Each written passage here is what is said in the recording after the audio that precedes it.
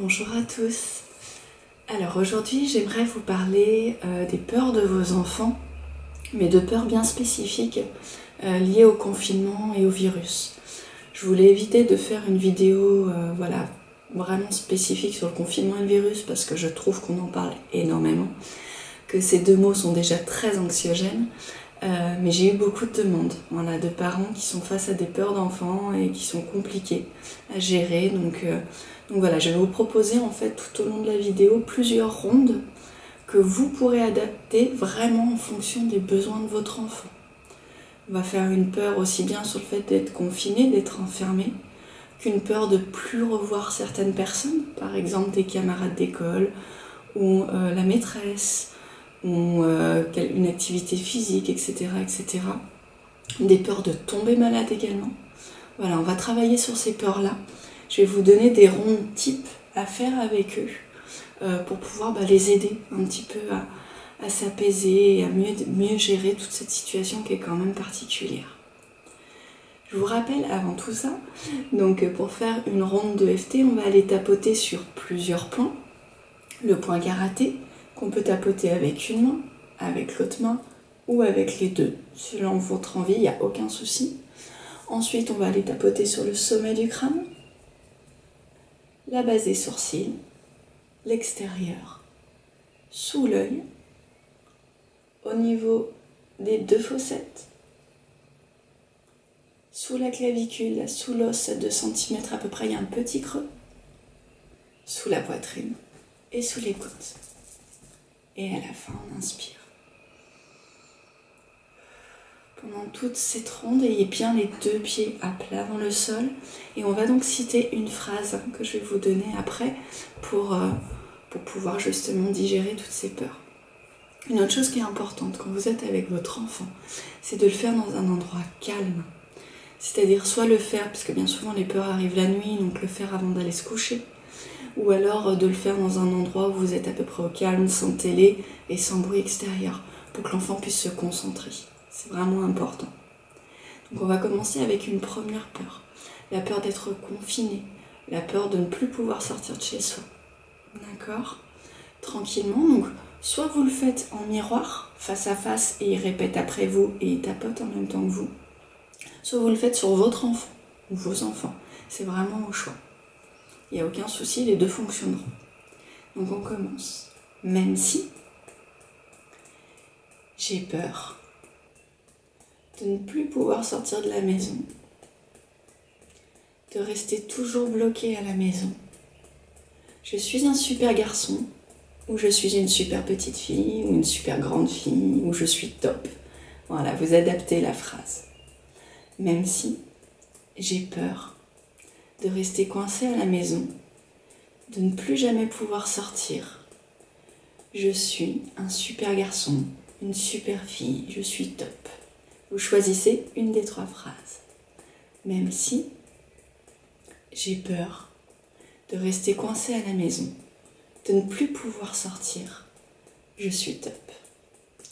J'ai peur de rester coincé à la maison. J'ai peur de ne plus pouvoir sortir. J'ai peur de rester coincé à la maison. J'ai peur de ne plus pouvoir sortir. J'ai peur de rester coincé à la maison. J'ai peur de ne plus pouvoir sortir. J'ai peur de rester coincé à la maison. J'ai peur de ne plus pouvoir sortir.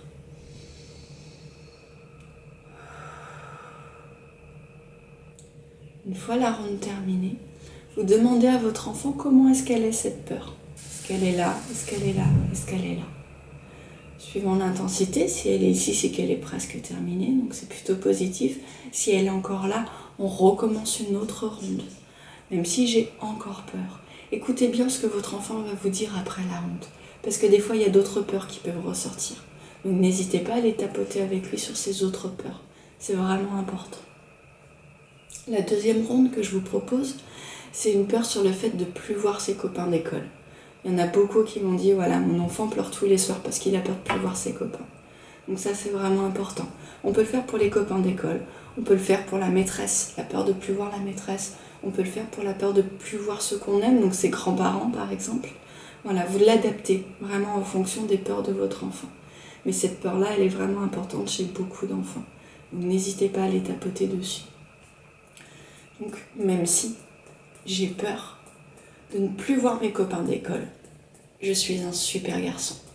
Même si j'ai peur de ne plus voir mes copains d'école, de ne plus pouvoir jouer avec eux, je suis un super garçon.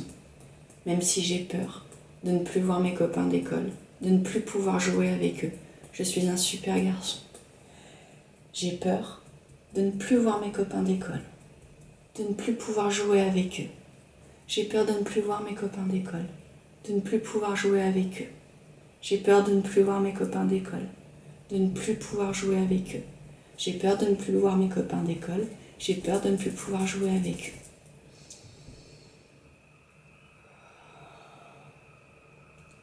Même principe, on évalue cette peur. Ta peur en est où? Donc là, je l'ai fait avec les copains d'école. On peut très bien le faire, comme je vous l'ai dit avant, avec les grands-parents, la maîtresse ou même une activité physique. J'ai peur de ne plus pouvoir faire du karaté. C'est important, voilà. Donc n'hésitez pas à les tapoter là-dessus et à leur faire des rondes autant de fois dont ils en ont besoin. Vous leur demandez ce que vous voulez qu'on refasse, est-ce que tu veux qu'on refasse une ronde? L'enfant va vous dire, faites-lui confiance. Il va vous dire, oui, je veux bien, ou non, c'est bon. Dans ce cas-là, laissez-le tranquille. Mais le chemin va se faire et puis les peurs vont s'apaiser au fur et à mesure que vous allez travailler dessus. Ensuite, il y a une autre peur qui est là, c'est la peur d'attraper le virus, la peur de tomber malade. D'accord? Donc ça, tout ce que je vous donne, c'est valable pour les enfants, mais c'est valable pour les adultes aussi, hein, donc n'hésitez pas sur vous. Donc on va aller tapoter sur cette peur de tomber malade. Alors il y a plusieurs peurs là-dedans. Il y a la peur de tomber malade et d'être malade. Il y a la peur aussi de tomber malade et puis de rendre les autres malades. Voilà. Donc posez vraiment des questions aux enfants de savoir qu'est-ce qui leur fait peur là-dedans. Vraiment, vraiment. Et puis après, on va tapoter. Même si j'ai peur de tomber malade, d'attraper le virus, je suis top.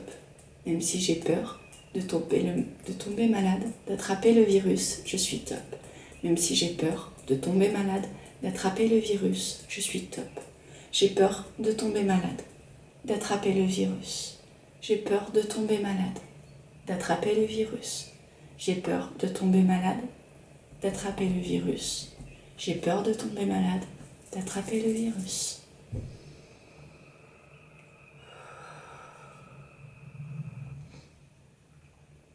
Ok. Donc voilà pour les 3 grandes peurs qui ressortent par rapport à tout ça.